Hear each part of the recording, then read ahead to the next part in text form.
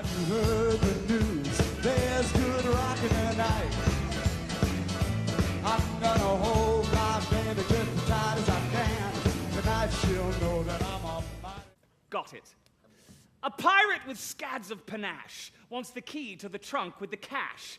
Now here's some advice. Though I seem to be nice, I'll cut you, slit you up one side and down the other so you can watch your own stomach flop around on the deck. I say, Smee, you did explain to my lord that I'm a bloodthirsty outlaw. Aye, Captain, but he still wouldn't give up the key. Well, we haven't got all night, Smee. People are paid for nannies and parking. Stand aside. I'll have to do it myself, or I'm not. Or I'm not. What am I? Black Sash!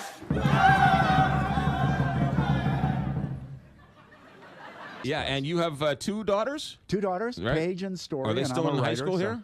One is in her senior year, the other is at American University. Are they writers too? They are both very good writers, and they would never get near it as a profession. I overheard somebody ask my daughter, just like last week, and she said, "Oh, I like writing, but I see what it does to my father, because I'm in a little closet for 11 hours a day." Being a writer is like being a tortured soul. It's a lonely job. If you put fact into fiction, it makes it more believable. Right. And my job is to make the fiction believable. I have a great imagination, but maybe not that great. Right. So, you know, I go out and in crime novels, I talk to cops, and I do all that. With my Kingdom Keepers series, I spend zillions of, this is real hard work, McGraw, but I spend zillions of hours in Disney World and Disneyland after hours when the parks are shut down. Right. With the people that create the attractions, researching the parks when they're empty. Right. Yeah. And then write the Kingdom Keepers and put the kids into what I went through. It's kind of boring.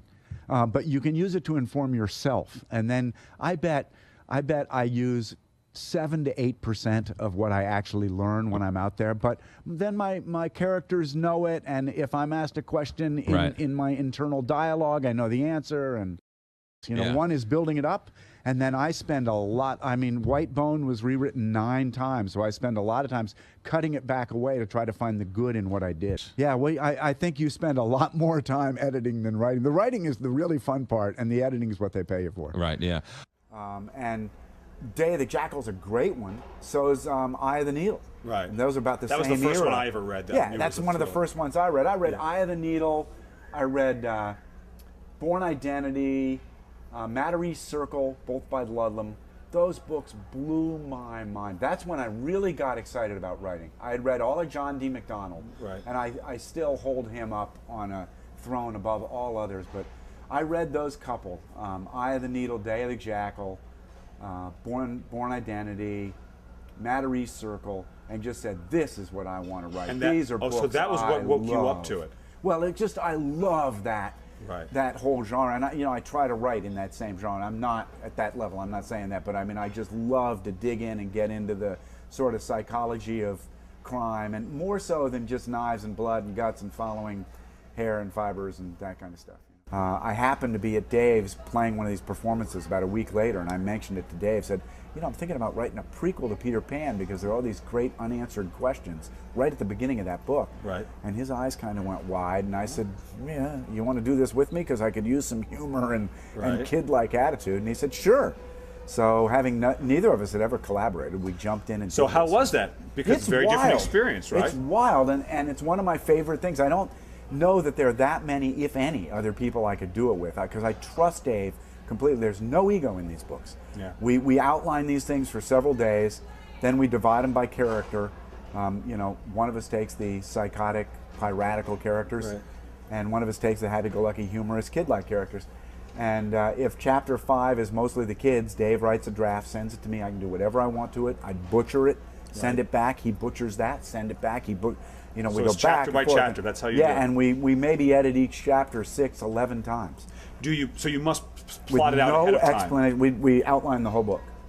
Yeah. He's always, when we do our group little book tour things, he's always saying I'm the big nuclear power plant of plotting and all this.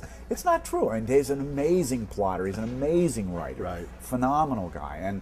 And if anything, all of our work is 60-40 Dave. I mean, really? Yeah, he's incredible. And he's always putting himself down and saying he can't plot his way out of a paper bag. And even during writing Big Trouble, he sent me some emails and he said, so I'm halfway through the book. Does the book need a plot? All this stuff. But that book has a great plot. Oh, yeah. It's a fabulous book. So, you know, I don't know what he's talking about. I'm writing 4 right now, every day. I so write. you work on 4 books a day? 4 books a day. How do you do? All right, so tell me, what is your day? How does it go?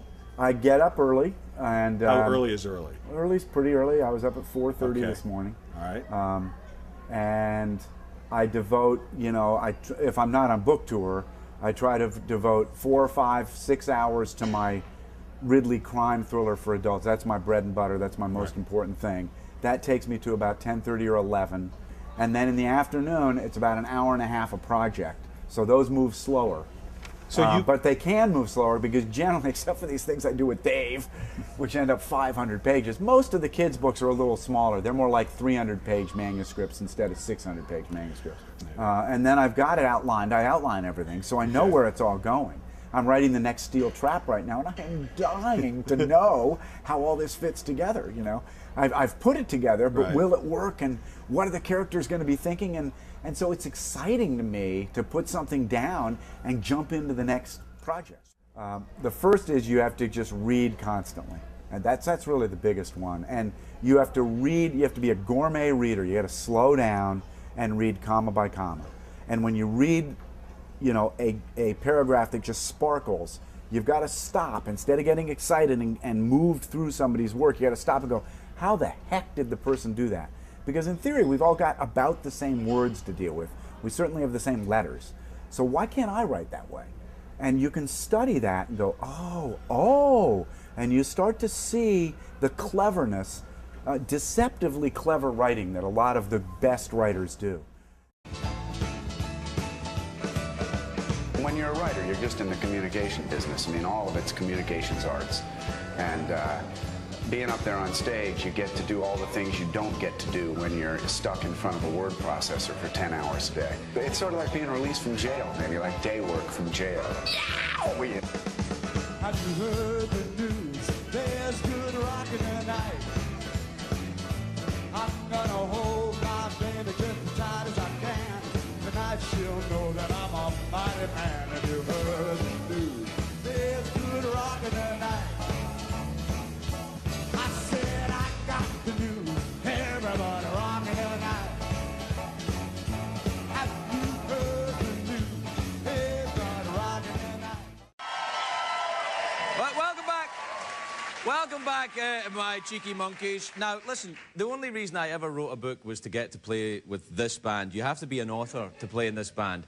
And this is my big shot at show business. So please welcome tonight the Rock Bottom Remainders, everybody. All right, you ready?